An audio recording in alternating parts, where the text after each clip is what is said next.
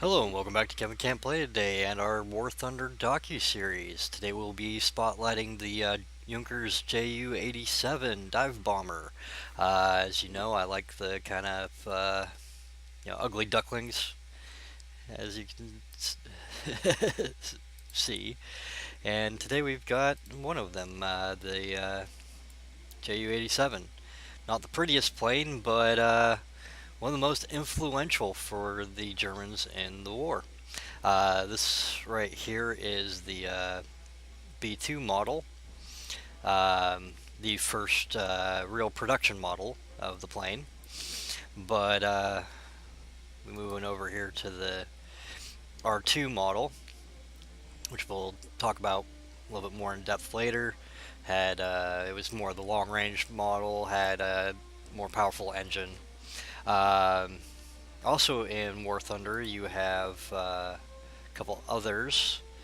The Ju-87G model, which was the ground attack with 37 millimeter cannon, um, and the much more updated D5 model, which was kind of the precursor to the G1, as it had 20 millimeter uh, machine guns instead of 7.92 um, in the wing, and it could also include gun pods.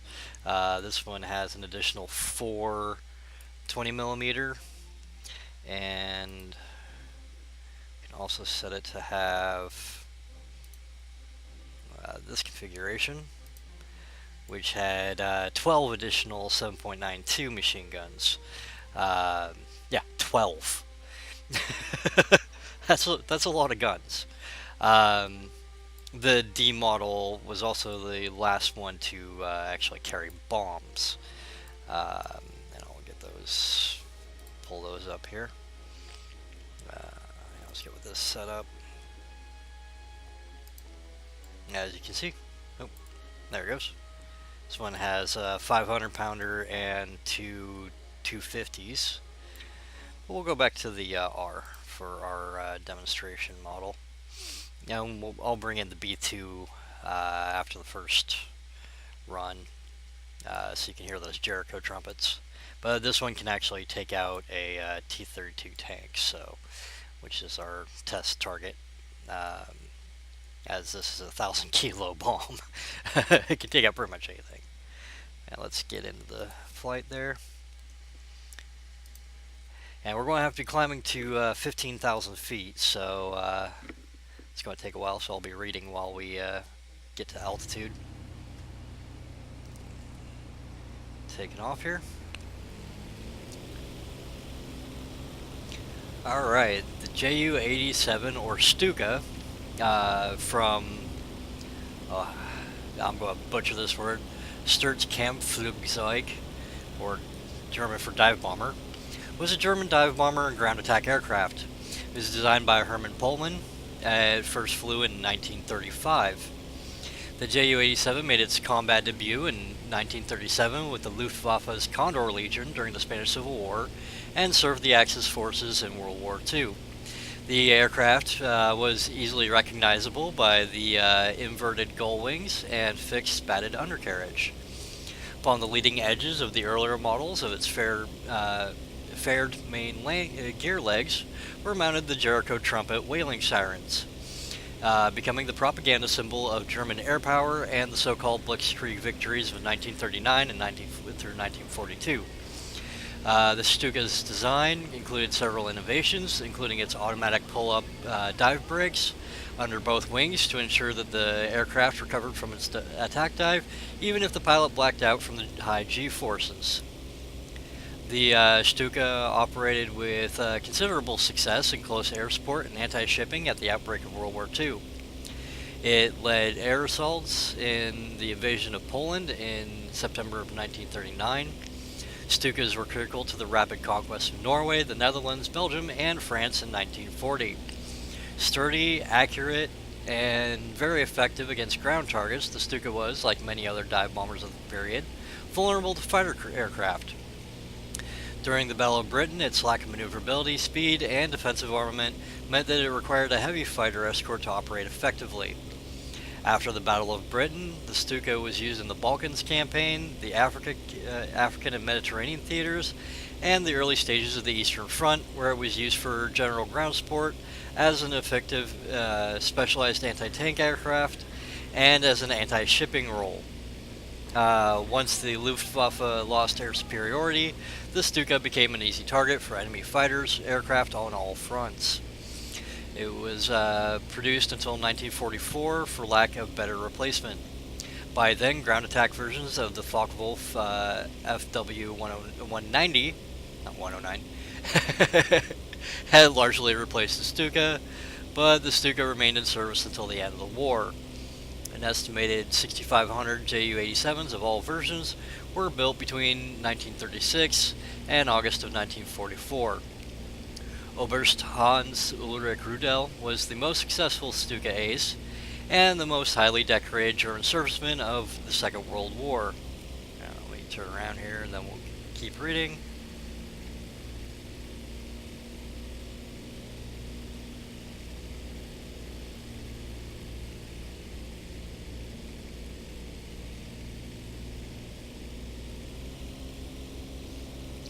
The design,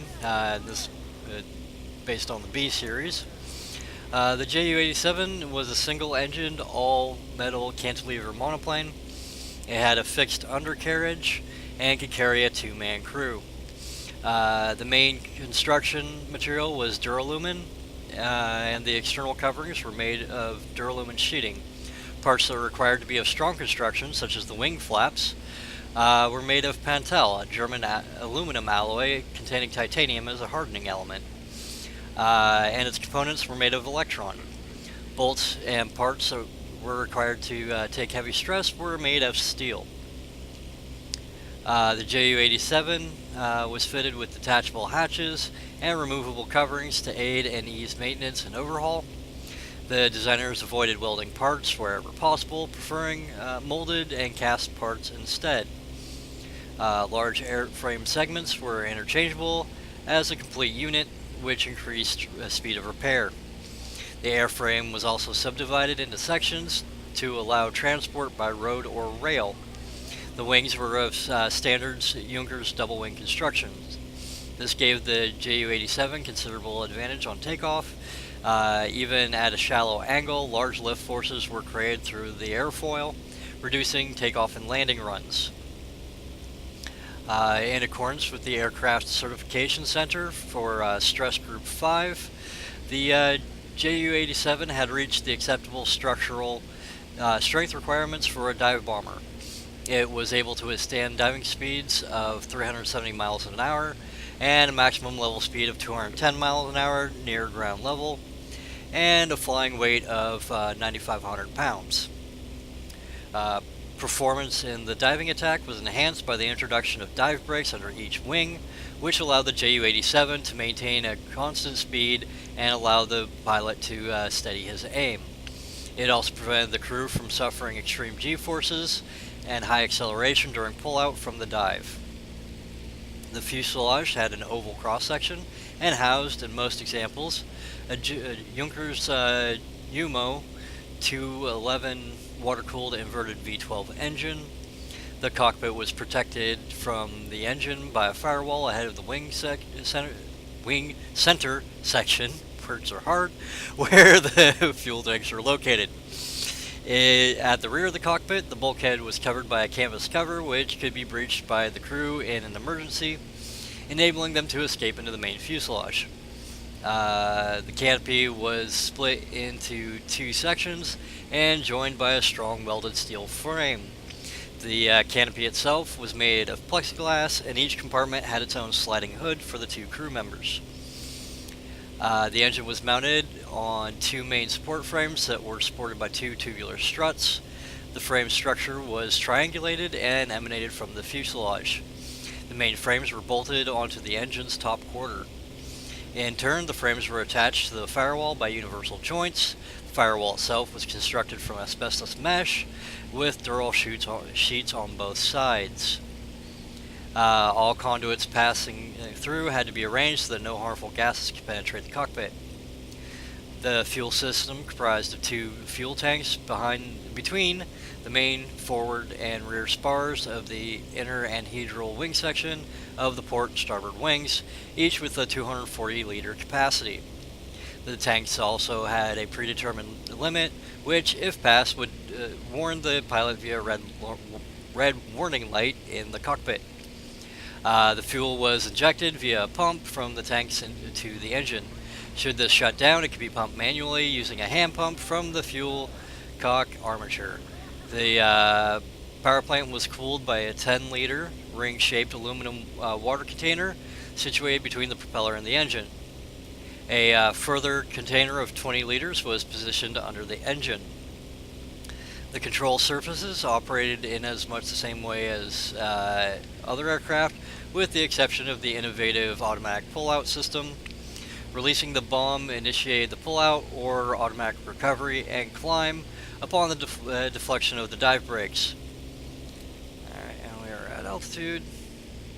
The pilot could override the system by exerting significant force on the control column and taking manual control. As I pull around here, get on target.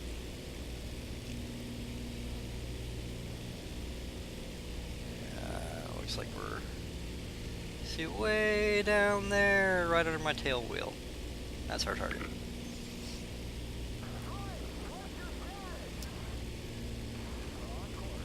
The wing was the most unusual feature. It consisted of a single center section and 2 outer sections installed using 4 universal joints. The center section had a large negative dihedral, also anhedral, and the outer surfaces a positive dihedral. This created the inverted gull or cranked wing pattern along the WWII's leading edge. The shape of the wing improved pilot's ground visibility and allowed a shorter undercarriage height. The center section protruded by only 9 feet 10 inches on either side. The offensive armament was 2 7.92 millimeter MG-17 machine guns, fitted one in each wing, on outboard of the undercarriage, operated by a mechanical pneumatic system from the pilot's control column. The rear gunner radio operator operated one 7.92 millimeter MG-15 machine gun for defensive purposes. The engine and propeller had automatic controls, and an auto trimmer made the aircraft tail heavy as the pilot rolled over into his dive, lining up red lines at 60 degrees, 75 degrees, or 80 degrees on the cockpit side window with the horizon and aiming at the target with the sight of the fixed gun. The heavy bomb was swung down clear of the propeller on crutches prior to release. And we have passed our target. We need to gain some altitude anyway. So I'll run through the diving procedure so you know what I'm about to do. Flying at 15,100 feet, the pilot located his target through a bomb sight window in the cockpit floor. The pilot moved the dive lever to the rear, limiting the throw of the control column. The dive brakes were activated automatically. The pilot set the trim tabs, reduced his throttle, and closed the coolant flaps. The aircraft then rolled 180 degrees, automatically nosing the aircraft into a dive. Red tabs protruded from the upper edges of the wings as a visual indicator to the pilot that in case of G-induced blackout, the automatic dive recovery system would be activated. The Stuka dived at a 60 to 90 degree angle, holding a constant speed of 350 to 370 miles an hour due to dive brake deployment, which increased the accuracy of the Ju-87's aim. When the aircraft was reasonably close to the target, a light on the contact altimeter came on to indicate the bomb release point, usually at a minimum height of only 1,480 feet. The pilot released the bomb and initiated the automatic pull-out mechanism by depressing a knob on the control column. An elongated U-shaped crutch, also called trapeze by the Americans. Where was I? Swung the bomb out of the way of the propeller. and the aircraft automatically began a 6G pullout. Once the nose was above the horizon, dive brakes were retracted, the throttle was open, and the propeller was set to climb. The pilot regained control and resumed normal flight. The coolant flaps had to be reopened quickly to prevent overheating. The automatic pullout was not liked by all pilots. Pilot Helmut Malky later said that he and his unit disconnected the system because it allowed the enemy to predict the Ju-87's recovery pattern and height, making it easier for ground defenses to hit an aircraft.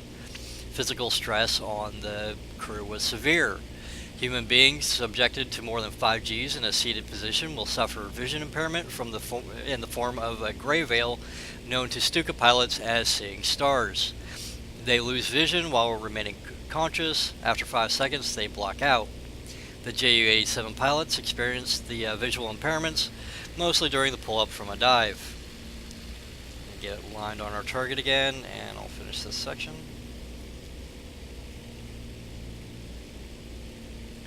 Eric Winkle Brown, RN, a British test pilot and commanding officer of number 1426 Flight RAF, the captured enemy aircraft flight, tested the Ju-87 at RAA Farnborough. He said of the Stuka, quote, "I had flown a lot of dive bombers, and it's the only one that you could dive truly vertically. Sometimes with dive bombers, maximum dive is usually in the order of 60 degrees. When flying the Stuka, because it's all automatic, you are really flying vertically. The Stuka was in a class of its own," end quote. Alright, now we'll actually make our attack here. Now that we've kind of gone through how this works.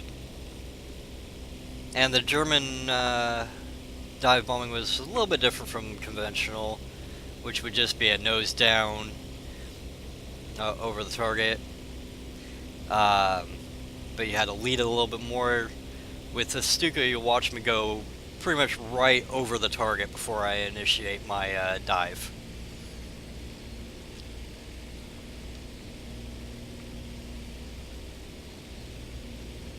So I'll actually be coming in from behind where I'm originally coming from.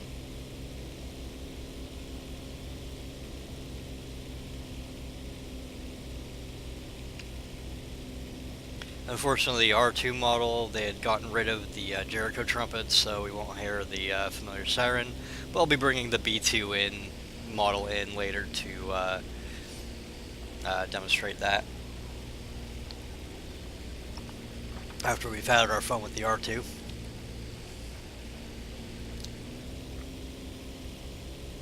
I didn't realize how far we had flown.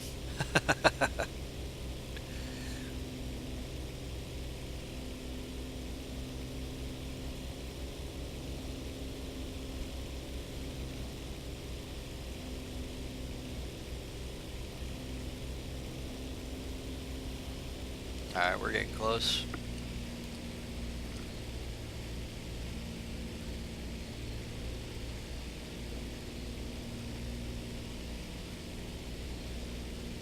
Be initiating our dive sequence momentarily, which will be instituting the flaps, reducing throttle, and then the roll and dive.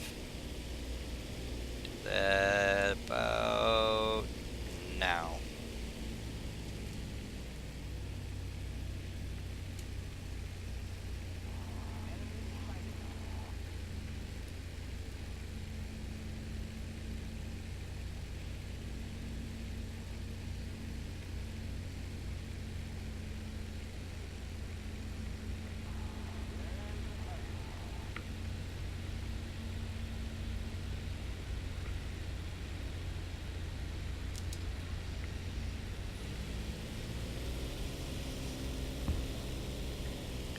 And it is destroyed.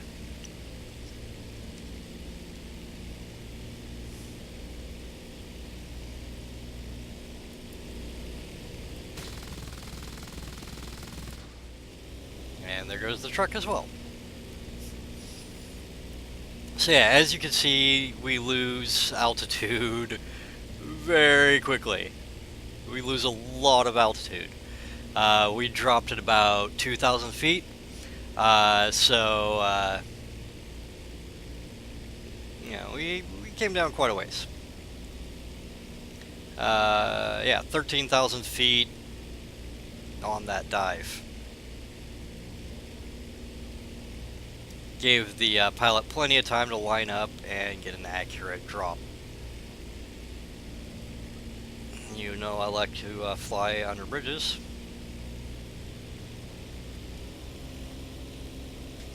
And the Stuka is small enough that I can probably get in between that bridge's upper portion. We'll see if we can do that.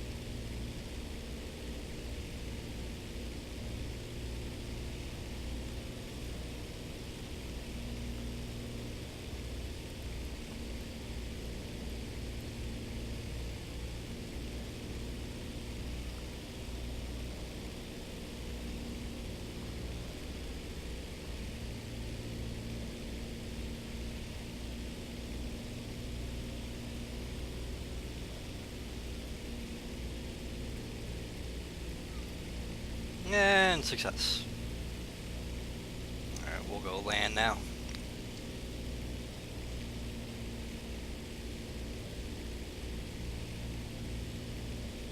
And go pick up the B2.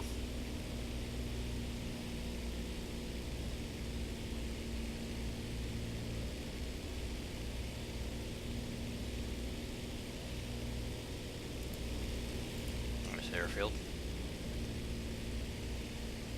Kind of pointing the wrong direction.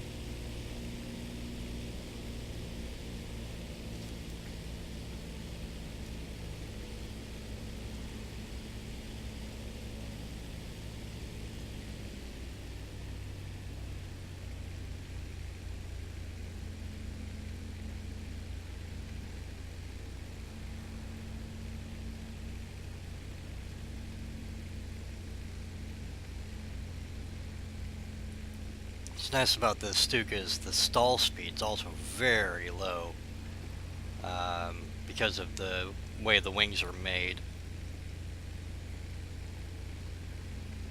Just didn't really have the problem of crashing at under 150 miles an hour.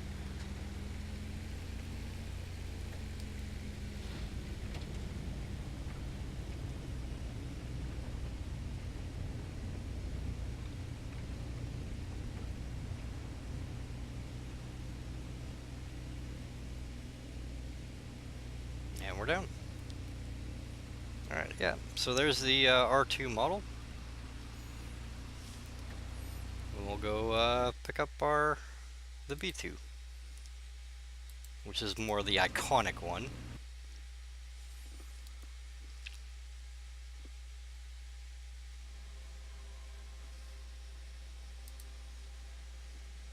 This one's got the Jericho trumpet propellers here on the fairing.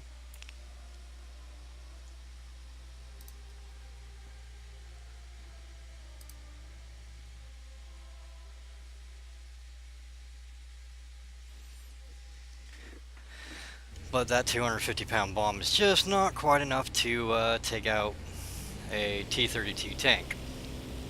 Alright, on to the various variants of the plane. Yeah, as we're already kind of discussing it. The Ju-87A was mainly a prototype. The A did see some combat in the Spanish Civil War, where it was tested against enemy forces. However, it was found to have some issues, and which led to the Ju-87B.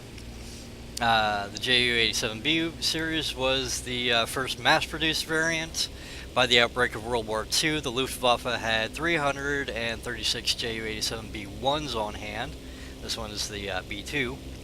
The B1 was fitted with Jericho trumpets, essentially a propeller-driven sirens, with a diameter of 2.3 feet, mounted on the wing's leading edge, directly forward of the landing gear, or on the front edge of the fixed main gear fairing.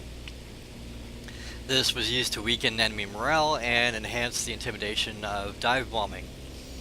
After the enemy had become used to it, they were withdrawn. The devices caused a loss of 10 to 20 miles an hour through drag, and instead some bombs were fitted with whistles on the fins to produce the noise after release.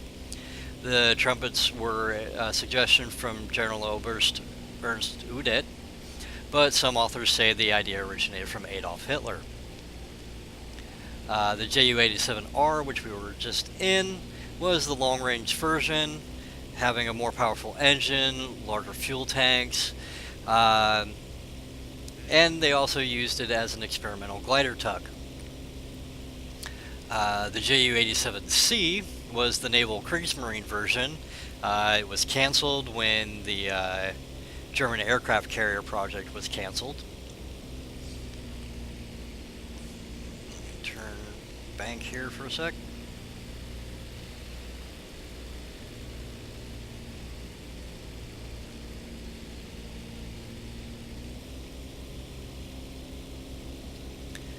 The Ju-87D model, as we looked at earlier, was a greatly improved model from the B. Longer range with 4 times the bomb capacity. It was also used as a glider tug operationally, hauling German gliders. The Ju-87G, which gave new life to the aircraft. With the G variant, the aging airframe of the Ju-87 found new life as an anti-tank aircraft. This was the final operational version of the Stuka and was deployed on the Eastern Front. The reverse in German military fortunes after 1943 and the appearance of huge numbers of well-armored Soviet tanks caused Junkers to adapt the existing design to combat this new threat. The Henschel HS-129B had proven a potent ground attack weapon, but its large fuel tanks made it vulnerable to enemy ground fire, excuse me, prompting the RLM to say, quote, that in the shortest possible time, a replacement of the HS-129 type must take place, end quote. With Soviet tanks the priority targets, the development of a further variant as a successor to the Ju-87D began in November of 1942. On the 3rd of November, Earnhardt Milk raised the question of replacing the Ju-87 or redesigning it altogether. It was decided to keep the design as it was, but the power plant was upgraded to a Junkers Umo 211J, and 2 30mm cannons were added. The variant was also designed to carry a 2,200-pound free-fall bomb load. Hans Ulrich Rudel, a Stuka ace, had suggested using 2 37mm Flak 18 guns, each one in a self-contained underwing gun pod, as the board cannon BK-37. After achieving success against Soviet tanks with 20mm MG-151/20 cannon. These gun pods were fitted to a Ju-87D1, work number 2552.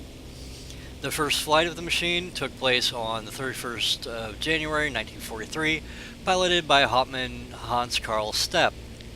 The continuing problems with about a dozen of the Ju-88P1s and the slow development of the Henschel HS-129B3, each of them equipped with a large PAC-40 based auto-loading board cannon, 7.5 centimeter cannon, and a conformal gun pod beneath the fuselage, meant that the Ju-87G was put into production.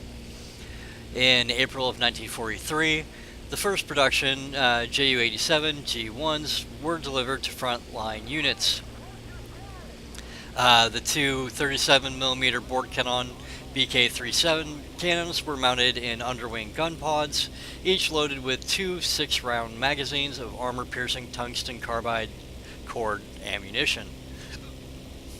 With these weapons, the Cannonvogel, or Cannonbird as it was nicknamed, proved very successful in the hands of Stuka aces such as Rudel. The G1 was converted from older D1 series A-frames, retaining the smaller wing but without the dive brakes. The G1 was converted from an older D-series airframes, retaining the smaller wing but without the dive brakes.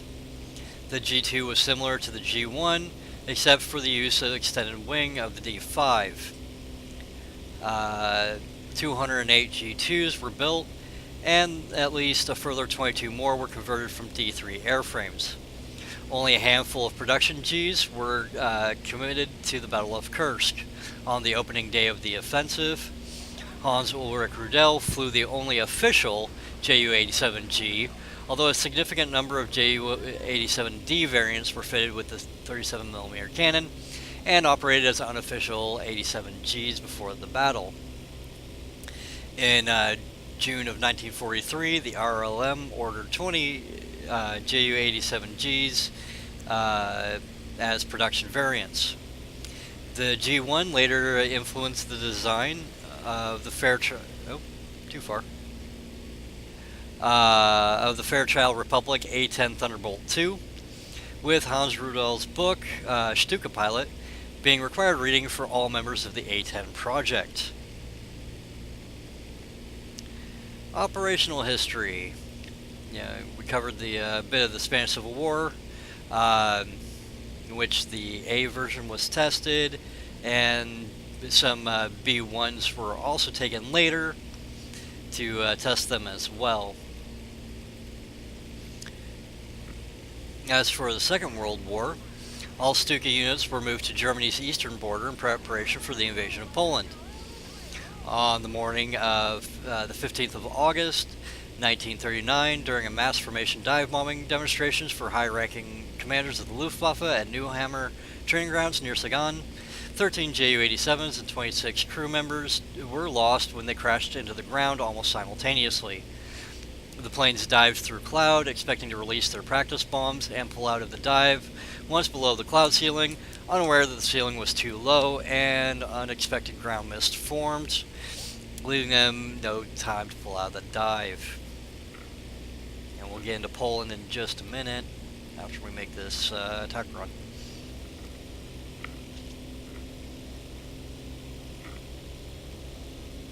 Lost some altitude there. Oops.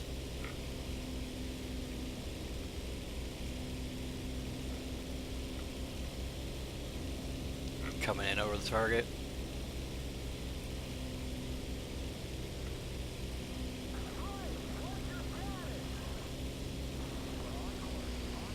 I'm going to do a more conventional dive this time. It's a lot easier to handle in the game.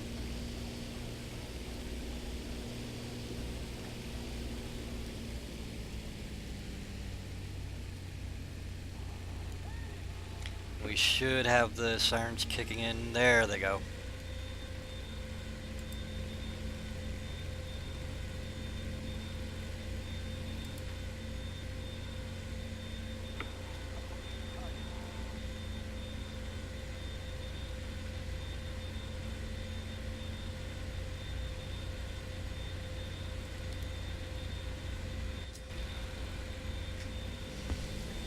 Oh wow, we actually killed it. Kind of surprised we actually took out that T-34.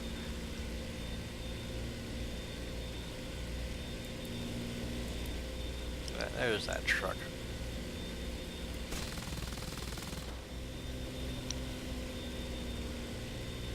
And those sirens will keep going for a minute. I think, kind of cut out. There we go. Yeah, about 215 miles an hour.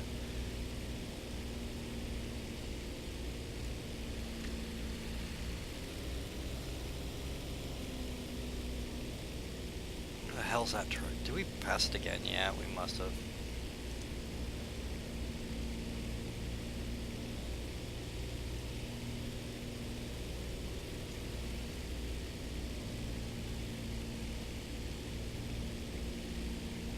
Where are you at, truck? Ah, oh, there it was.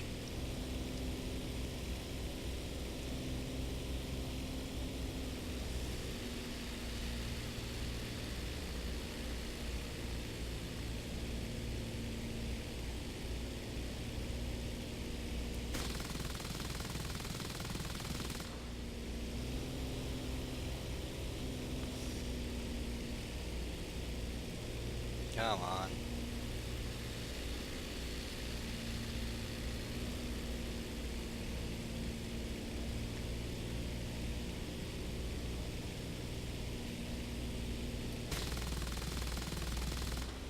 Ooh, got a little close there.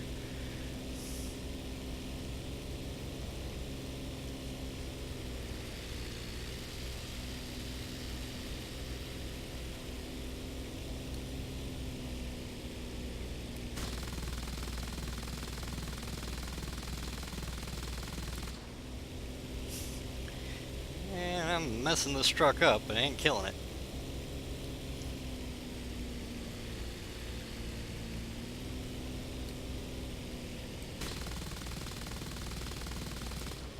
Seriously? Come on. Blow up already.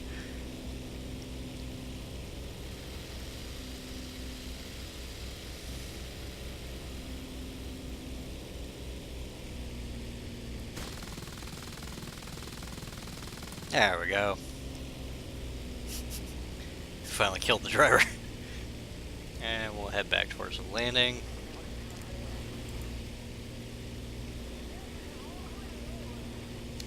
Poland. On the 1st of September 1939, the Wehrmacht invaded Poland, triggering World War II. General Quartermeister der Luftwaffe records indicate a total force of 366 Ju-88As and Bs were available for operations on 31st of August 1939. The first Ju-87 operation was to destroy Polish demolition charges fixed to the rail bridges over the Vistula that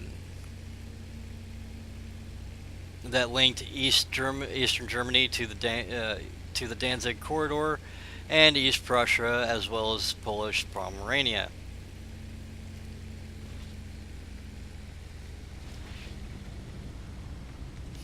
To do this, the Ju-87s were ordered to perform a low-level attack on the Polish Army garrison headquarters.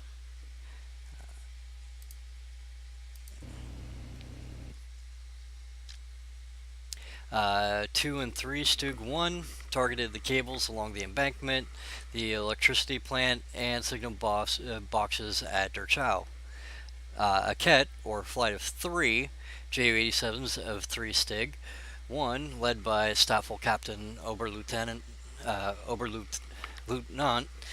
Bruno Dilly,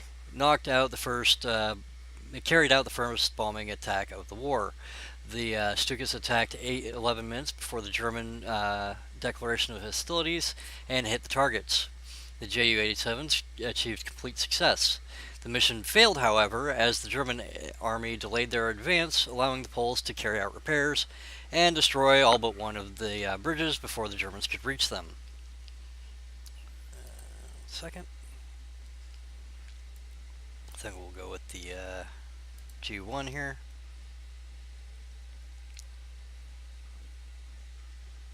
So you can see that a little bit in action.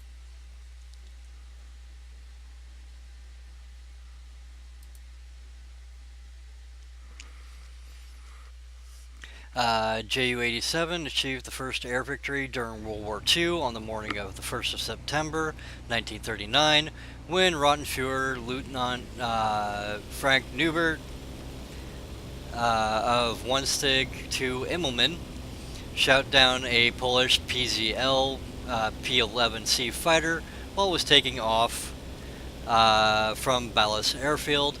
Its pilot, Captain Medwecki, was killed. In air-to-air combat, Ju-87 formations were protected by German fighter aircraft, and losses were light against the tenacious but short-lived opposition. The Ju-87s reverted to ground attack missions for the campaign after the opening air attacks. Ju-87s were involved in the controversial but effective attacks at Walloon. The lack of anti-aircraft artillery in the Polish army magnified the impact of the Ju-87. At Piotrkow Trybunalski, One Stig 76 and one Stig 2 destroyed a Polish infantry division detraining there. Troop trains were also easy targets. Stig 77 destroyed one such target at Radomsko during the Battle of Radom.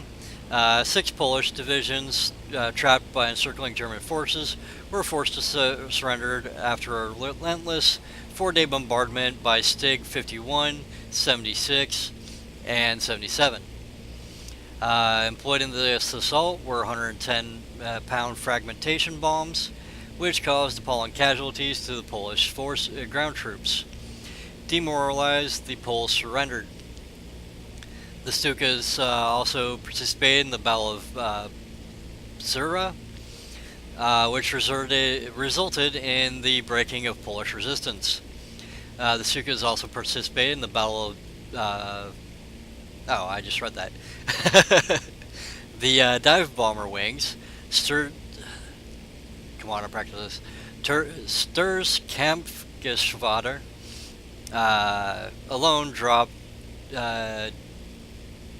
428 tons of bombs during this battle. During the siege of Warsaw and the Battle of Modlin, the Ju-87 wings contributed to the defeat of well-entrenched and resolute Polish forces. For Stuka LG, one was particularly effective in destroying the fortified Modlin. The Luftwaffe had a few anti-shipping naval units, such as 4 Stig TRGR 186, to deal with Polish naval forces.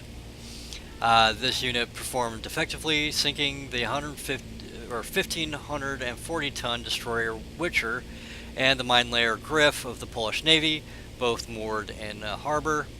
The torpedo boat Mazur was sunk at Oskiwi. The gunboat General Haller was sunk in Hell Harbor on 6th of September during the Battle of Hell, along with the minesweeper Mewa and its sister ships Shapla and Jaskolka. Polish names are hard. With several auxiliaries. The Polish naval units trapped in the Baltic were destroyed by Ju-87 operations. Once again, enemy air opposition was light.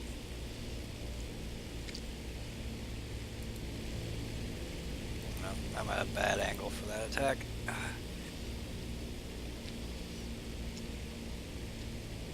And the Stuka Waffe, or Stuka Force, lost 31 aircraft during the entire Polish campaign.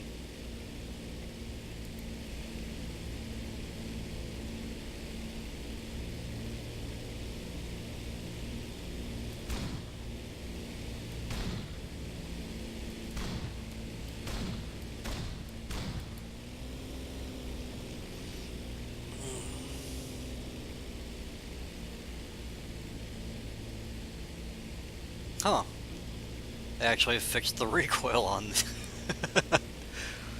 originally when you had this plane, the recoil was so bad when they first put the plane in the game that you'd be completely off target every time you fired the guns.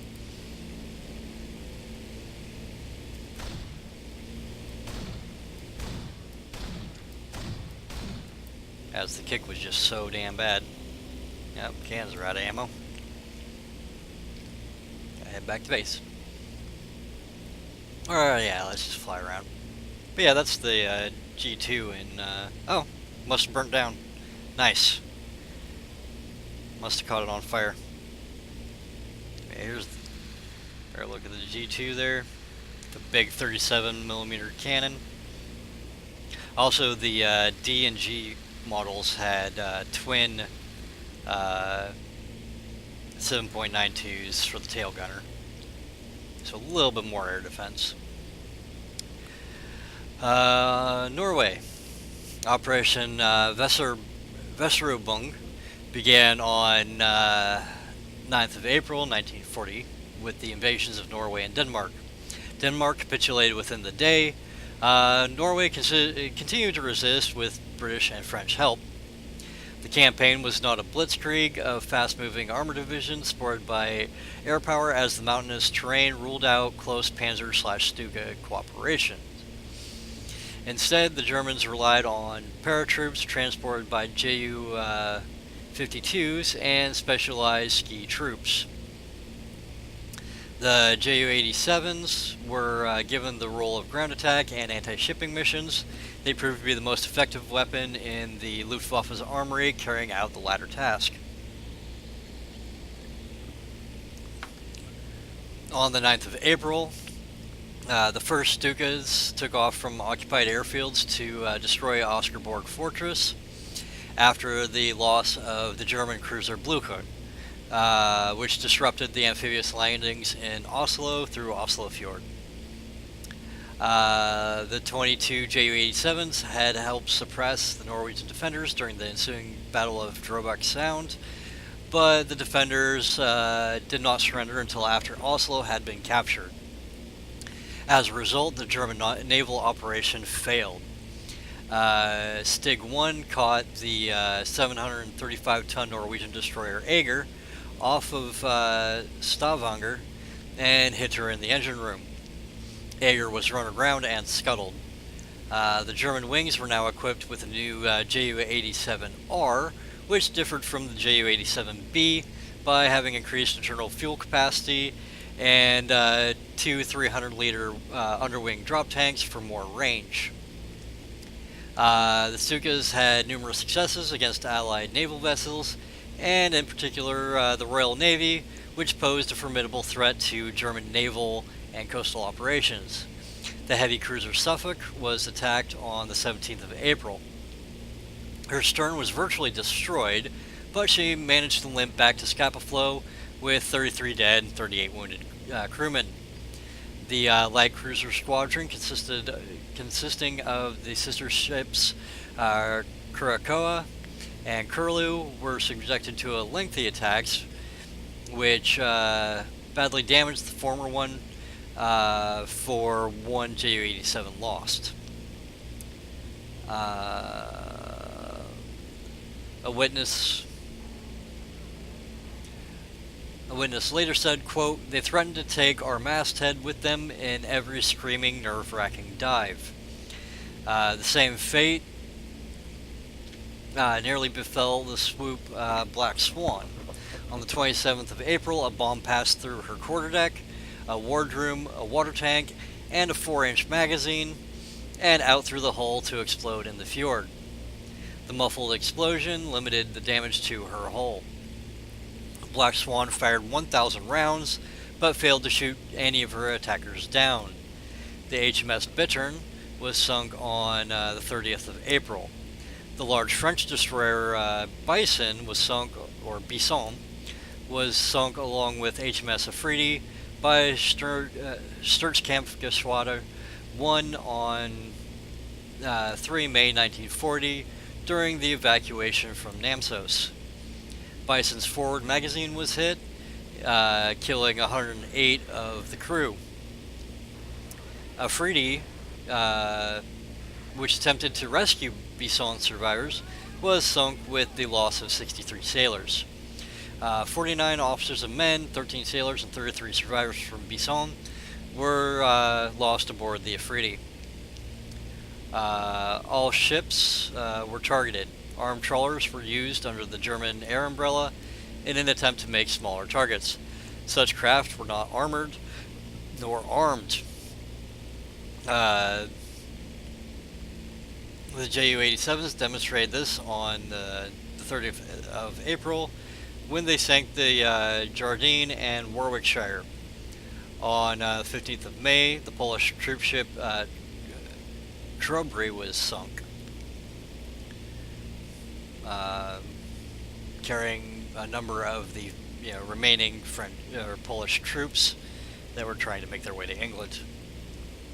The Stukas had also had an operational effect, even when little damage was done. On the 1st of May 1940, Vice Admiral Lionel Wells commanded a home fleet expedition of 7 destroyers, the heavy cruiser Berwick, the aircraft carriers Glorious and Ark Royal, and the battleship Valiant. The carriers mounted fighter patrols over the ships, evacuating troops from Andalsnes.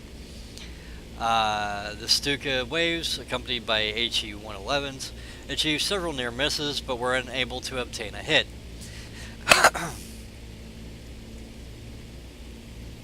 Where's our airfield at? I'm lost. Oh, there it is.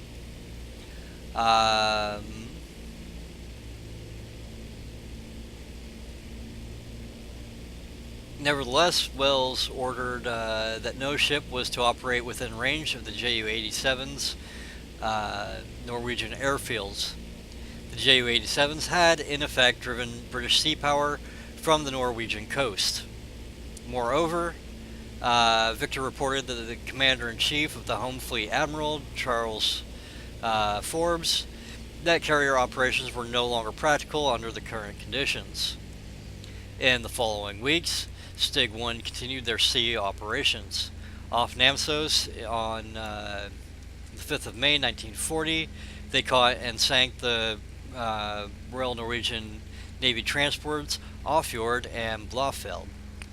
Offjord, as a side note, was named after my great-grandfather's hometown. My great-grandpa Pete Hansen was born there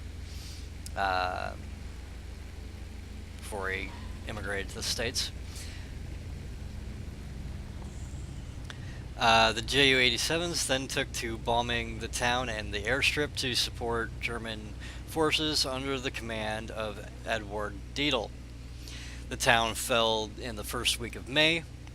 In the remaining 4 weeks of the campaign in Norway, the Ju-87s supported German forces in containing the Allied land forces in Narvik until they withdrew in early June. In France and the Low Countries, the Ju-87 units had learned lessons from the Polish and Norwegian campaigns. The failures of Poland and the Stukas of one Stig 1 to silence the Oscarborg fort ensured that even more attention was paid to pinpoint bombing during the phony war period. This was to pay off in the Western campaign. When the Fall Gelb campaign began on the 10th of May 1940, the Stuka helped swiftly neutralize the fortresses of Eben and Mael in Belgium. The headquarters of the commander responsible for ordering the destruction of the Belgian army held bridges along the Albert Canal was stationed in the village of Lanaken. The Stuka demonstrated its accuracy when the small building was destroyed by 4 direct hits. As a result, only one of the 3 bridges was destroyed, allowing the German army to rapidly advance in the opening days of the Battle of Belgium. The Ju-87 proved to be a useful asset to Army Group B in the Low Countries. In pitched battles against French armored forces at Hanut and Gembloux, Ju-87s effectively neutralized artillery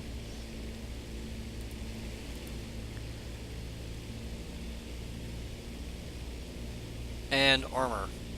The Ju-87s also assisted German forces in the Battle of the Netherlands. The Dutch Navy, in concert with the British, were evacuating the Dutch royal family and Dutch gold reserves through the country's ports. The Ju-87s sank the Dutch Jan van Galen and Johan Martis van Nassau, as they provided close shore artillery support at Walhaven and I'm not even going to try to pronounce that.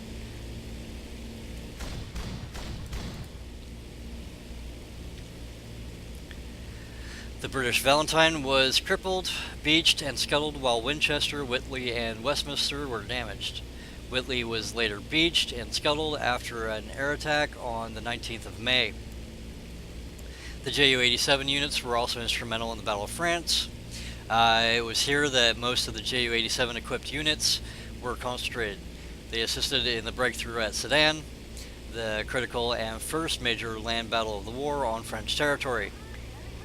The Stuka flew 300 sorties against French positions, with Stig 77 alone flying 201 individual missions.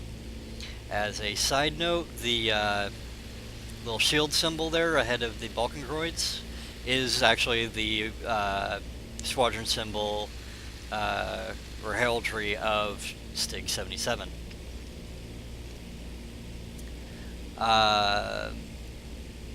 The Ju-87s benefited from heavy fighters. Where was I? Heavy fighter protection from MU-109s. When resistance was organized, the Ju-87s could be vulnerable. For example, on the 12th of May near Sedan, 6 French Curtiss H-73s, known to American forces as the P-36 Hawks, precursor of the P-40, from Groupe de Chasse 1-5 group interception, attacked a formation of Ju-87s, claiming 11 out of 12 unescorted Ju-87s without loss. Germans recorded 6 losses over Sedan entire. For the most part, Allied opposition was disorganized.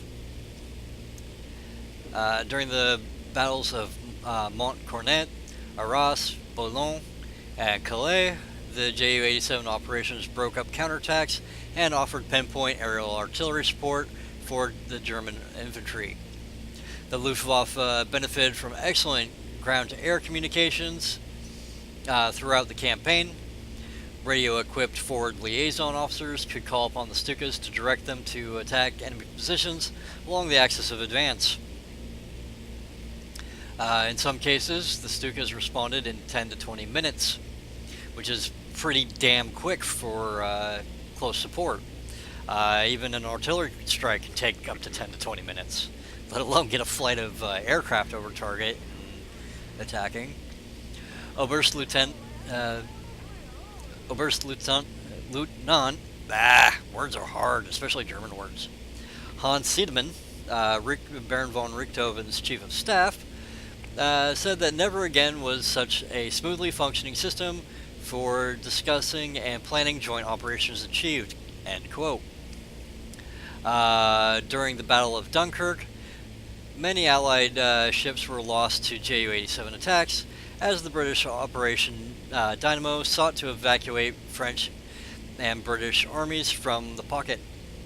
The French destroyer Le Droit was sunk on the 21st of May 1940, followed by the paddle steamer Crescent Eagle on the 28th of May. The French Channel steamer Côte d'Azur followed. The Ju-87s operated to maximum effectiveness when the weather allowed. RAF fighter units were held back, and Allied air cover was patchy at best. On the 27th of May, the Royal Navy destroyer HMS Grenade was severely damaged by a Ju-87 attack within Dunkirk's harbor and subsequently sank. The French destroyer Mistral was crippled by bomb damage on the same day. Jaguar and Verity were badly damaged, while the trawlers Calvi and Polly Johnson disintegrated under bombardment. The merchant ship Fenella was sunk, having taken on 600 soldiers. The attacks brought the evacuation to a halt for a time. The rail ships Lorena and Normannia were sunk also. By the 29th of May, the Allies had lost 31 vessels sunk and 11 damaged. On the 1st of June, the Ju-87 sank the Skipjack, while the destroyer Keith was sunk and Basilisk was crippled before being scuttled by Whitehall. Whitehall itself was later badly damaged, along with the Ivanhoe, staggering back to Dover. Havant, commissioned for just 3 weeks, was sunk, and in the evening the French destroyer Foudroyant sank after a mass attack. Further victories against shipping were claimed before nightfall on the 1st of June. The steamer Pavon was lost while carrying 1,500 Dutch soldiers, most of whom were killed. The oil tanker Niger was also destroyed. A flotilla of French minesweepers were also lost. Denis Papin, the Les Moussaillons, and the Venu. In total, 89 merchantmen were lost, and the Royal Navy lost 29 of its 40 destroyers used in the battle. That would be, for those that can do math, 2/3 of all the destroyers used in the battle. 8 sunk and 23 damaged and out of service. The campaign ended after the French surrender on the 25th of June, 1940. Allied air power had been ineffective and disorganized, and as a result, Stuka losses were mainly due to ground fire. 120 machines, 1/3 of the Stuka force, were destroyed or damaged by all causes from the 10th of May to the 25th of June, 1940. For the Battle of Britain, the Luftwaffe's order of battle included bomber wings equipped with the Ju-87. Lehrgeschwaders 2's 4th Stig 1-3 group and Sug 2-3 group. Yeah, a lot of them. I'm tired of reading that. Were committed to battle. As an anti-shipping weapon, the Ju-87s proved a potent weapon in the early stages of the battle. On the 4th of July, 1940, Stig 2 made a successful attack on a convoy in the English Channel, sinking 4 freighters, Britsum, Dallas City, and Deucalion, and Kolga. 6 more were damaged.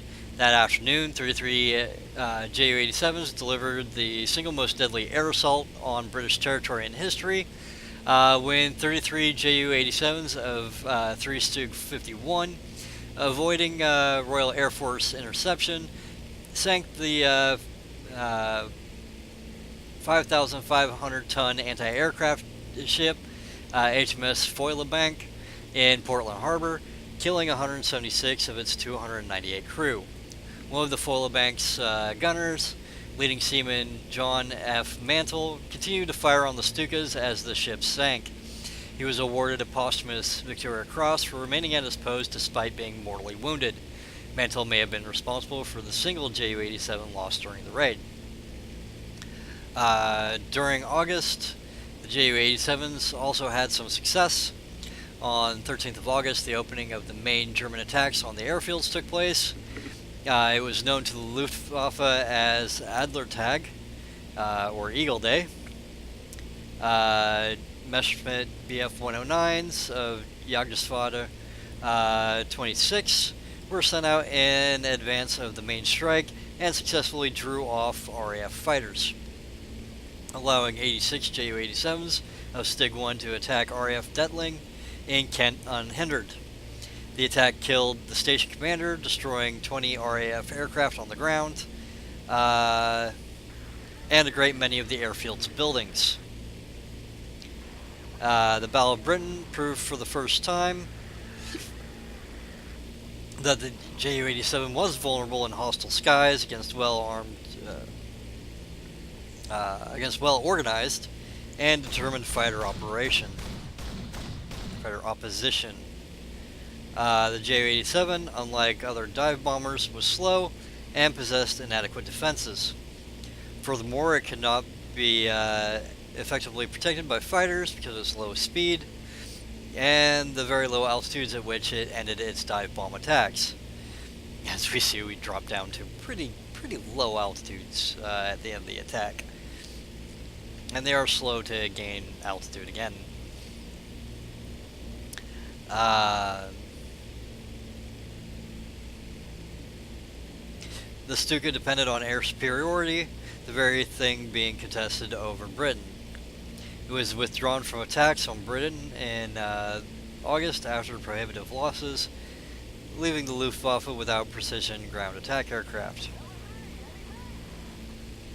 I think I'm We'll switch back to the B2.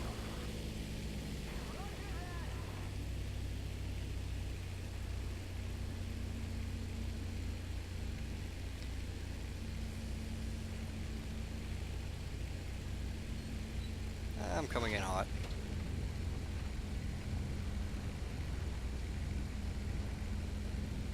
Way too hot. Alright. Managed to land it though.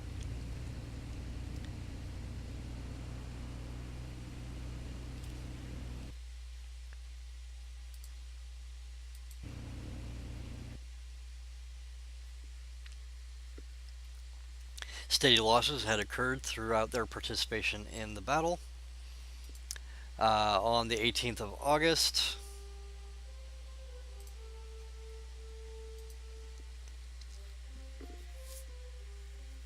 known as the hardest day because both sides suffered heavy losses, the Stuka was withdrawn after 16 were destroyed and many others were damaged. According to the General Quartermeister der Luftwaffe, 59 Stukas had been destroyed and 33 damaged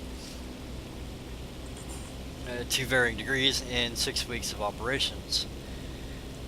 Over 20% of the total Stuka strength had been lost between the 8th and 18th of August, and the myth of the Stuka was shattered. The Ju-87s did succeed in sinking 6 warships, 14 merchant ships, badly damaging 7 airfields, and 3 chain-home radar stations, and destroying 49 British aircraft, mainly on the ground. On the 19th of August, the units of 8 Flagger Corps moved up from their bases around Cherbourg, Octavie, and concentrated in the Pas de Calais under Luftflotte 2, closer to the area of proposed invasion of Britain. On the 13th of September, the Luftwaffe targeted airfields again, with a small number of Ju-87s crossing the coast at Selsey and heading for Tangmere. After a lull, anti-shipping operations attacks were resumed by some Ju-87 units from the 1st of November 1940 as part of the new winter tactic of enforcing a blockade. Over the next 10 days, 7 merchant ships were sunk or damaged, mainly in the Thames estuary, for the loss of 4 Ju-87s. On the 14th of November, Stukas from 3 Stig 1 with escort drawn from JG 27 or 26 and JG 51 went out against another convoy as no targets were found over the estuary. The Stukas proceeded to attack Dover, their alternate target. Bad weather resulted in the decline of anti-shipping operations, and before long, the Ju-87 groups began redeploying to Poland as part of the concealed buildup for Operation Barbarossa. By the spring of 1941, only Stig 1 with 30 Ju-87s remained facing the United Kingdom. Operations on a small scale continued throughout the winter months into March. Targets included ships at sea, the Thames estuary, Chatham Naval Dockyard, and Dover, with night bomber sorties being made over the channel. These attacks were resumed the following winter. Excuse me.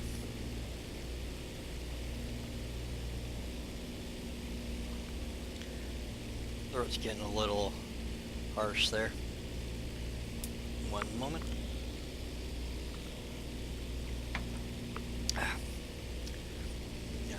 North Africa and the Mediterranean. In response to the Italian defeats in Greece and North Africa, the Oberkommando der Wehrmacht ordered the deployment of German forces to these theaters. Amongst the Luftwaffe contingent deployed was the command unit Stig 3, which touched down in Sicily in December of 1940. In the next few days, 2 groups, 80 Stukas, were deployed under 10 Flieger Corps. The first task of the corps was to attack British shipping passing between Sicily and Africa, in particular the convoys aimed at resupplying Malta. The Ju-87s first made their presence felt by subjecting the British aircraft carrier HMS Illustrious to heavy attack. The crews were confident that they could sink it, as the flight deck had an area of about 6,500 square meters. On the 10th of January 1941, the Stuka crews were told that 4 direct hits with 1,100-pound bombs would be enough to sink the carrier. The Ju-87s delivered 6 and 3 damaging near misses, but the ship's engines were untouched, and she made for the besieged harbor of Malta. The Italian Regia Aeronautica was equipped for a while with the Stukas.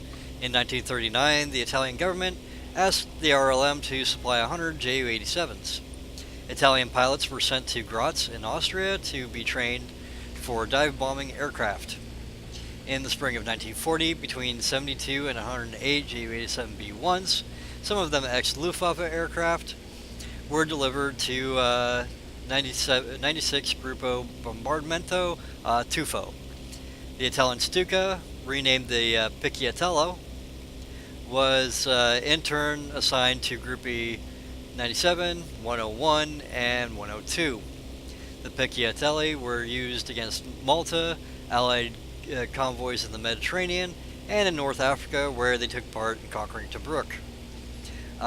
They were used by the Regia Aeronautica up to 1942. Some of the Picchiatelli saw action in the opening phase of the Italian invasion of Greece in October of 1940. Their numbers were low and ineffective in comparison to German operations. The Italian forces were quickly pushed back. By early 1941, the Greeks had pushed into Italian-occupied Albania. Once again, Hitler decided to send military aid to his ally. Before the Luftwaffe could intervene, the Italian Ju-87s achieved some success. 97 Gruppo and its 239 Squadron, sinking the Hellenic Navy freighter Susanna off Corfu on the 4th of April 1941, while the torpedo boat Prusa was sunk later in the day. On the 21st of April, the Greek freighter Ioanna was sunk, and they accounted for the British tanker Hecla off Tobruk and on 25th of May, and then the Royal Australian Navy destroyer Waterhead on the 20th of June.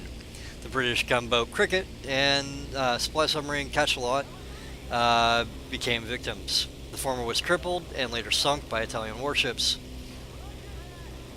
In March, the pro-German Yugoslav government was toppled. A furious Hitler ordered the attack to be expanded to include Yugoslavia.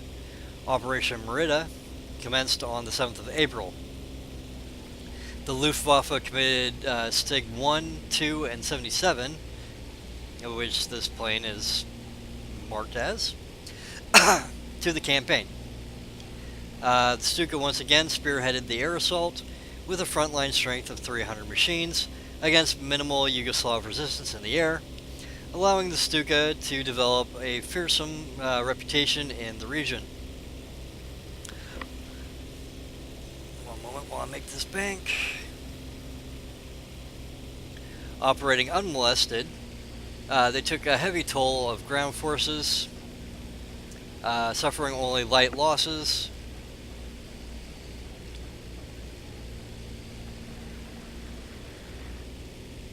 To ground fire. The effectiveness of dive bombers helped bring about Yugoslav capitulation in 10 days. The Stukas also took a peripheral part in Operation Punishment, Hitler's retribution bombing of Belgrade. The dive bombers were to attack airfields and anti-aircraft gun positions as the level bombers struck civilian targets. Belgrade was badly damaged, with 2,271 people killed and 12,000 injured. In Greece, despite British aid, little air opposition was encountered. As the Allies withdrew and resistance collapsed, the Allies began evacuating to Crete. The Stukas inflicted severe damage on Allied shipping. On the 22nd of April, the 1,389-ton destroyers Sara and Idra were sunk. In the next 2 days, the Greek naval base at Piraeus lost 23 vessels to Stuka attack. During the Battle of Crete, the Ju-87s also played a significant role. On the 21st, 22nd of May, 1941. Yeah, hold on a minute. Make my bomb run here.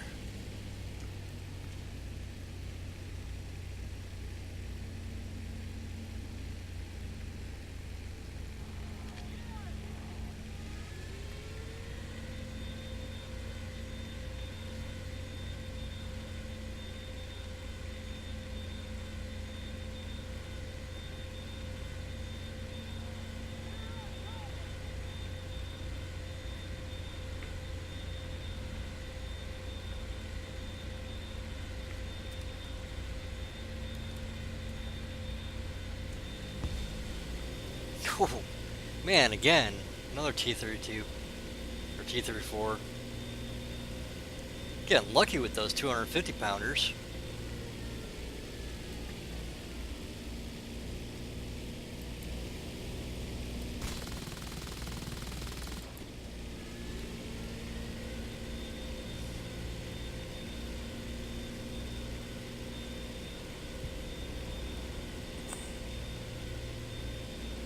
So, on the 21st and 22nd of May, 1941, the Germans attempted to send in reinforcements to Crete by sea, but lost 10 vessels to Force D under the command of Rear Admiral Irvine Glennie. The force, consisting of the cruisers HMS Dido, Orion, and Ajax, forced the remaining German ships into retreat. The Stukas were called upon to deal with the British naval threat. On the 21st of May, the destroyer HMS Juno was sunk, and the next day the battleship HMS Warspite was damaged, and the cruiser HMS Gloucester was sunk with the loss of 45 officers and 648 ratings. The Ju-87s also crippled the cruiser HMS Fiji that morning, and she was later finished off by the Bf-109 fighter bombers, while sinking the destroyer HMS Greyhound with one hit. As the Battle of Crete drew to a close, the Allies began yet another withdrawal. On the 23rd of May, the Royal Navy lost the destroyers HMS Kashmir and Kelly, followed by HMS Hereward on the 29th of May. Orion and Dido were also severely damaged. Orion had been evacuating 1,100 soldiers to North Africa. 260 of them were killed, and another 280 were wounded. The dive bomber wing, supported by General Feldmarschall Erwin Rommel's Africa Corps in its 2-year campaign in North Africa. Its other main task was attacking Allied shipping. In 1941, Ju-87 operations in North Africa were dominated by the Siege of Tobruk, which lasted for over 7 months. It served during the Battle of Gazala and the First Battle of Al Alamein, as well as the decisive Second Battle of Al Alamein, which drove Rommel back to Tunisia. As the tide turned and the Allied air power grew in the autumn of 1942, the Ju-87 became very vulnerable and losses were heavy.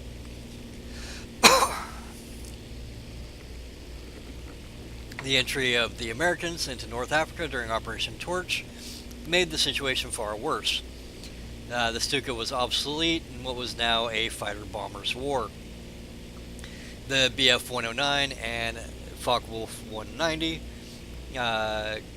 could at least fight enemy fighters on equal terms after dropping their ordnance, but the Stuka could not. The Ju-87's vulnerability was demonstrated on the 11th of November 1942, when 15 Ju-87Ds were shot down by USAF Curtiss P-40Fs in minutes. I go into that in a little bit more detail in my P-40 video. By 1943, the Allies enjoyed air superiority in North Africa.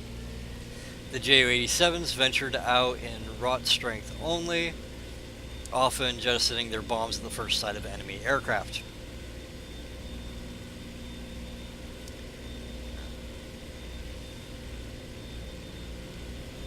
Oops. did that wrong. I was coming a little too high, then dove a little too far. Oops.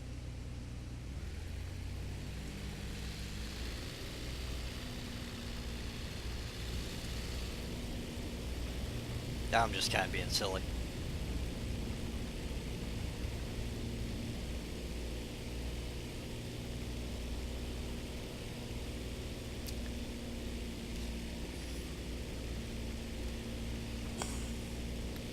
Adding to this trouble, the German fighters had only enough fuel to cover the Ju-87s on takeoff, their most vulnerable point. After that, the Stukas were on their own.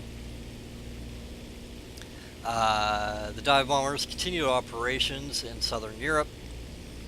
After the Italian surrender in September of 1943, the Ju-87 participated in the last campaign-sized victory over the Western Allies. Excuse me. The Dodecanese campaign. The Dodecanese Islands had been occupied by the British.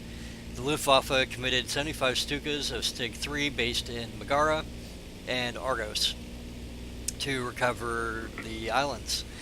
With the RAF bases 310 miles away, the Ju-87 helped the German landing forces rapidly conquer the islands. On the 5th of October, the mine layer Lagnano was sunk along with a patrol vessel, a steamship, and a light tank carrier, Porto di Roma. On the 24th of October, Ju-87s sank the landing craft LCT-115 and cargo ship Taganrog, that's a weird name, at Samos. On the 31st of October, the light cruiser Aurora was put out of action for a year. The light cruisers Penelope and Carlisle were badly damaged by Stig 3, and the destroyer Panther was also sunk by Ju-87s before the capitulation of the Allied force. It proved to be the Stuka's final victory against the British. Lastly, over on the Eastern Front, on 22nd of June 1941, the Wehrmacht commenced Operation Barbarossa, the invasion of the Soviet Union. The Luftwaffe Order of Battle of 22nd of June contained 4 dive bomber wings. The 8th Flagger Corps, under the command of General der Flieger Wolfram von Richthofen, was equipped with units Stab 2 and 3 Stig 1. Also included were Stab 1, 2, and 3 of Sturzkampfgeschwader to Immelmann. Attached to 2 Flagger Corps, under the command of General der Flagger Bruno Lorzer, were Stab 1, 2, and 3 of Stig 77, which is again this airplane's squadron.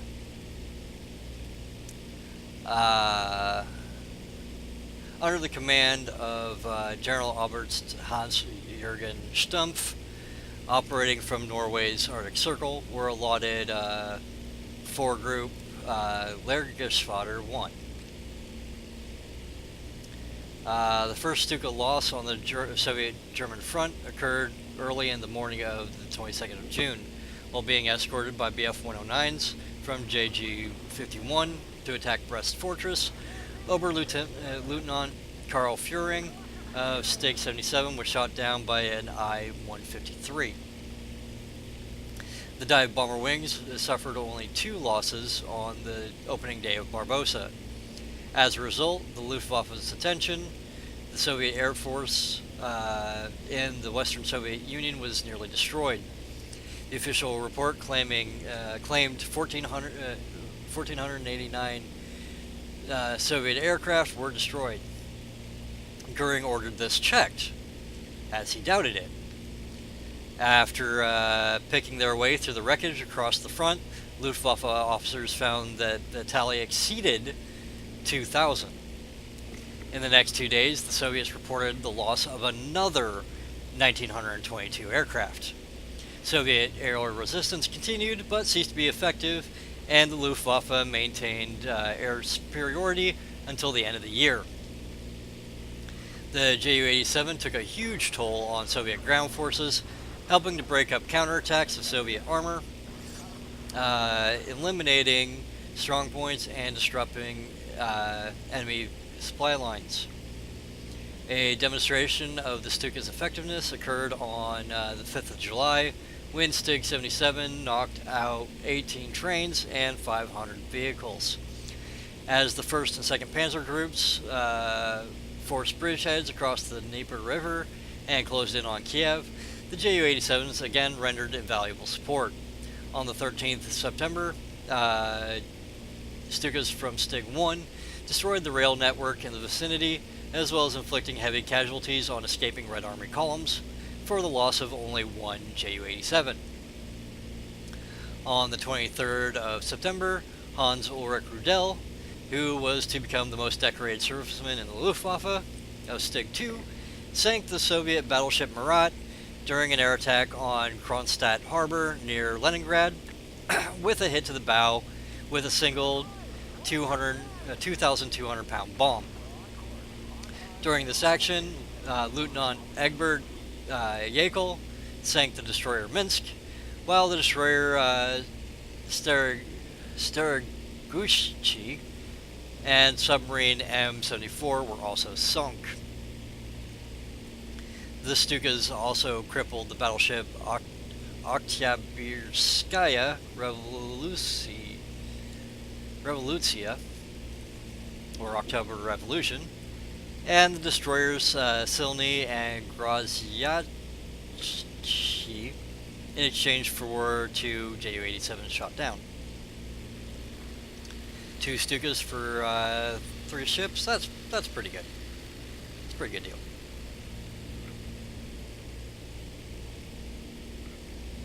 Am I heading the right way? Roughly.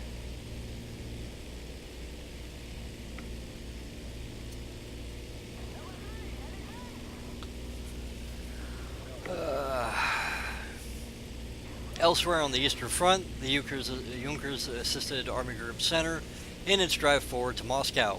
From the 13th to the 22nd of December, 420 vehicles and 23 tanks were destroyed by Stig 77, greatly improving the morale of the German infantry, who were by now on the defensive. Stig 77 finished the campaign as the most effective dive bomber wing.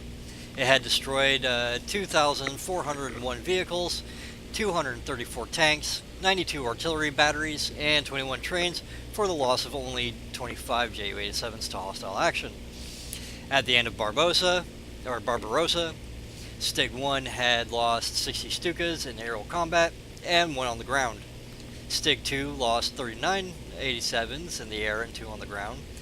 Stig 77 lost 29 of their dive bombers in the air and 3 on the ground, only 25 of those to enemy action.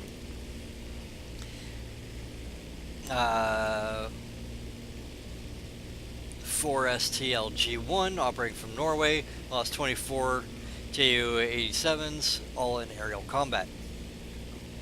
In early 1942, the Ju-87s gave the German army yet more valuable support. On the 29th of December 1941, the Soviet 44th Army landed on the Kerch Peninsula. The Luftwaffe was only able to dispatch meager reinforcements of 4 bomber groups, or Kampfgruppen, and 2 dive bomber groups belonging to Stig 77. Okay, going right along there. Yeah, roughly, I'm heading towards Essen. With air superiority, the Ju-87s operated with impunity. In the first 10 days of the Battle of Kerch Peninsula, half of the landing force was destroyed, while sea lanes were blocked by Stukas, inflicting heavy losses on Soviet shipping. The Ju-87's effectiveness against Soviet armor was not yet impotent. Later versions of the T-34 tank could withstand Stuka attack in general, unless a direct hit was scored, but the Soviet 44th Army had only obsolete types with thin armor, which were nearly all destroyed. During the Battle of Sevastopol, Stukas repeatedly bombed the trapped Soviet forces.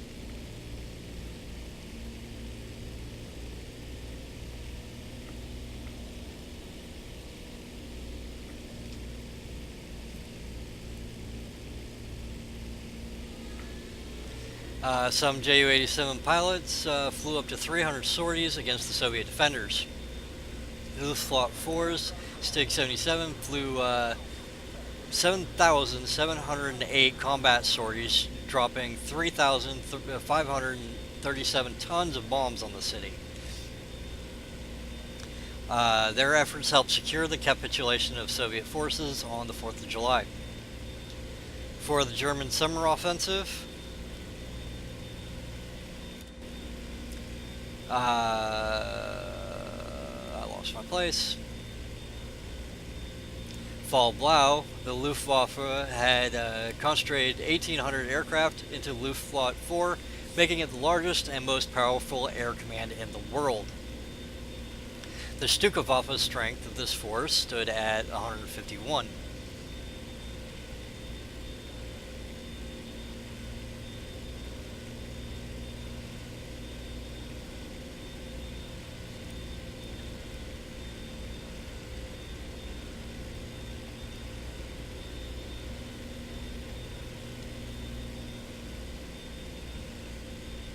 During the Battle of Stalingrad, Stukas flew thousands of sorties against Soviet positions in the city. Stig 1, 2, and 77 flew 320 sorties on the 14th of October of 1942. 321 missions in one day. As the German Sixth Army pushed the Soviets to a 1-kilometer enclave on the west bank of the Volga River, 1,208 Stuka sorties were flown against this small strip of land. The intense air attack, though causing horrific losses on Soviet units, failed to destroy them. The Luftwaffe's Stuka force made a maximum effort during this phase of the war. They flew an average of 500 sorties per day and caused heavy losses among Soviet forces, losing an average of only 1 Stuka per day, which is not bad. The Battle of Stalingrad marked the high point of the fortunes of the Ju-87 Stuka. As the strength of the Soviet air forces grew, they gradually wrested control of the skies from the Luftwaffe. From this point onward, Stuka losses increased.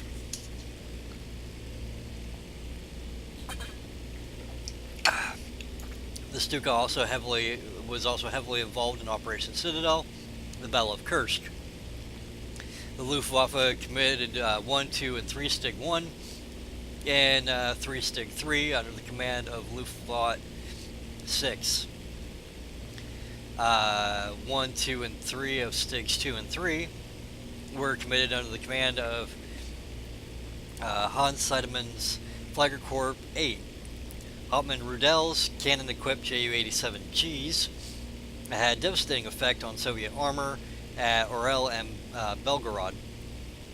The Ju-87s participated in a huge aerial counteroffensive lasting from the 16th to the 31st of July against the Soviet offensive at Kotnetz and saved 2 German armies from encirclement, reducing the attacking Soviet 11th Guard Army to 33 tanks by the 20th of July. The Soviet offensive had been completely halted from the air, though losses were considerable. Flagger Corps 8 lost 8 Ju-87s on the 8th of July, 6 on the 9th of July, 6 on the 10th of July, and another 8 on the 11th. The Stuka Arm also lost 8 of their Knight's Cross of the Iron Cross holders. Stig 77 lost 24 Ju-87s in the periods from the 5th to the 31st of July, whereas they had only lost 23 from July through December of 1942. While Stig 2 lost another 30 aircraft in the same period. In September 1943, 3 of the Stuka units were re-equipped with Focke-Wulf 190Fs and G ground attack versions and began to be renamed Schlechtes-Fahrer, or attack wings. In the face of overwhelming air opposition, dive bomber required heavy protection from German fighters to counter Soviet fighters. Unlike some of the SG-2 Immelmann continued to operate with, some units like SG-2 Immelmann continued to operate with great success through 1943-1945, operating the Ju-87G variants equipped with 37mm cannons, which became tank killers, although increasingly smaller numbers. In the wake of the defeat at Kursk, Ju-87s played a vital defense role in the southern wing of the Eastern Front. To combat the Luftwaffe, the Soviets could deploy 3,000 fighter aircraft. As a result, the Stukas suffered heavily. Stig 77 lost 30 Ju-87s in August of 1943, as did Stig 2 Immelmann, which also reported the loss of 30 aircraft in combat operations. Despite these losses, Ju-87s helped the 29th Army Corps break out of its encirclement near the Sea of Azov. The Battle of Kiev also included substantial use of the Ju-87 units, though again, unsuccessful in stemming the advances. Stuka units were with the loss of air superiority becoming vulnerable to on the ground as well. Stuka units, some Stuka aces were lost this way. In the aftermath of Kursk, Stuka strength fell to 184 aircraft in total. This was well below 50% of the required strength. On the 18th of October, 1943, Stigs 1, 2, 3, 5, and 77 were renamed Schlachtersvater wings, reflecting their ground attack role, as these combat wings were now also using ground attack aircraft, such as the WWII F-Series and G-Series aircraft. The Luftwaffe's dive bomber units had ceased to exist. A few Ju-87s were also retained for anti-shipping operations in the Black Sea, a role it had proved successful in when operating in the Mediterranean. In October of 1943, this became evident again when Stig 3 carried out several attacks against the Soviet Black Sea Fleet. On the 6th of October 1943, the most powerful flotilla in the fleet, comprising the Leningrad-class destroyers Kharkov, Bespotchadny, and Sposobny, were caught and sunk by dive bombing. After the disaster, Joseph Stalin decreed that no more ships were to pass within range of German aircraft without his personal permission. Yeah, that's a pretty good deterrent right there. When Uncle Joe himself has to give you permission. Towards the end of the war, as the Allies gained air supremacy, Stuka was being replaced by ground attack versions of the FW-190. By early 1944, the number of Ju-87 units and operational aircraft terminally declined. For the Soviet summer offensive, Operation Bagration, 12 Ju-87 groups and 5 mixed groups, including Focke-Wulf 190s, were on the Luftwaffe's order of battle on 26th of June 1944. Gefechtsverband Kulmi, a mixed aircraft unit, which included large numbers of Stuka dive bombers, was rushed to the Finnish front in the summer of 1944 and was instrumental in halting the Soviet Fourth Strategic Offensive. The unit claimed 200 Soviet tanks and 150 Soviet aircraft destroyed for 41 losses. By the 31st of January 1945, only 104 Ju-87s remained operational with their units. The other mixed locked units contained a further 70 Ju-87s and Focke-Wulf 190s between them. Chronic fuel shortages kept the Stukas grounded, and sorties decreased until the end of the war in May 1945. In the final months of the war, the ground attack groups were still able to impose operational constraints upon the enemy. Most notably, the aircraft participated in the defense of Berlin. On the 12th of January 1945, the First Belarusian Front initiated the WWII offensive. The offensive made rapid successes and progress. The Germans eventually outran their air support, the Soviets eventually outran their air support, which was unable to use forward quagmire-filled airfields. The Germans, who had fallen back on air bases with good facilities and concrete runways, were able to mount uninterrupted attacks against Soviet army columns. Reminiscent of the early years, the Luftwaffe was able to inflict high losses largely unopposed. Over 800 vehicles were destroyed within 2 weeks. In the first 3 days of February 1945, 2,000 vehicles and 51 tanks were lost to German air attacks. The Belarusian front was forced to abandon its attempt to capture Berlin by mid-February 1945. The Ju-87 participated in these intense battles in small numbers. It was the largest concentration of German air power since 1940, and even in February 1945, the Germans were able to achieve and challenge for air superiority on the Eastern Front. The air offensive was instrumental in saving Berlin, albeit for only 3 months. The effort exhausted German fuel reserves, and the contribution of the Ju-87 was exemplified by Hans Ulrich Rudel, who claimed 13 enemy tanks on the 8th of February, 1945. And after the war, there are 2 intact Ju-87s left. Ju-87G2 work number 494083, a later ground attack variant. This is displayed at the Royal Air Force Museum in London. It was captured by British forces at Eggebek, Schleswig-Holstein, in May of 1945. It is thought to have been built in 1943 or 1944 as a D5 before being rebuilt as a G2 variant, possibly by fitting G2 outer wings to a D5 airframe. The wings have the hardpoints for Bordkanon BK-37 gun pods, but these are not fitted.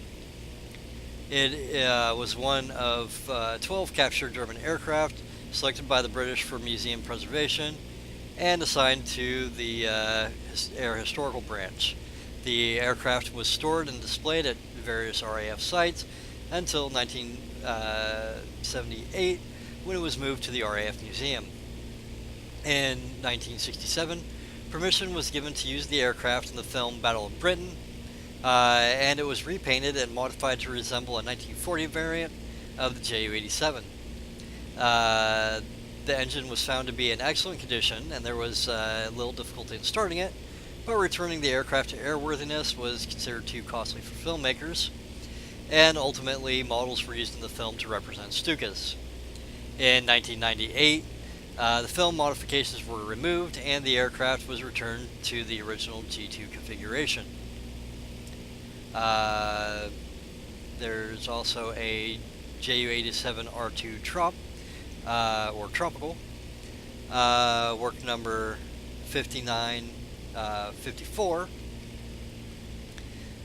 This aircraft is displayed in the Chicago Museum of Science and Industry. It was abandoned in North Africa and found by British forces in 1941.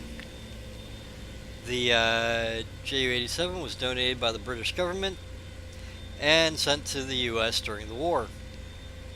It was fully restored in 1974 by the EAA of Wisconsin.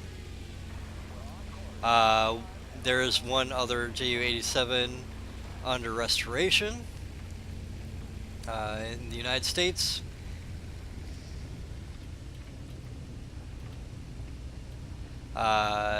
Work will be conducted in a display hangar. Oh, crap, wasn't paying attention. so that members of the public can see the work underway. Um, and there are 5 other aircraft that survive as wreckage from recovered crash sites. Um, Unfortunately, none of them are under plans for reconstruction.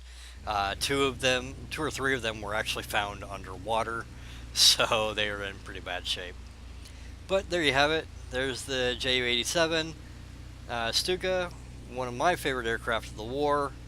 Um, it might be ugly as sin, but it was highly effective and long outlived its what should have been its operational capacity.